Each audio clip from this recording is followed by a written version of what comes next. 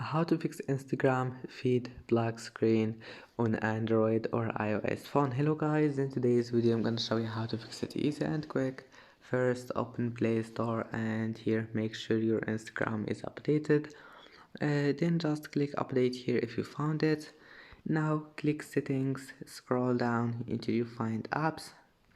Click apps again and here type Instagram, click on it and click for stop, and after that go to storage, clear cache, and if that doesn't fix it, now click clear data and click OK. You will need to log in again to all your accounts, but your problem will be fixed.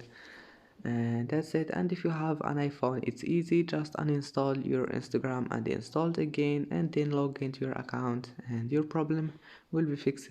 And that's it for today's video. Don't forget to like and see you in the next video.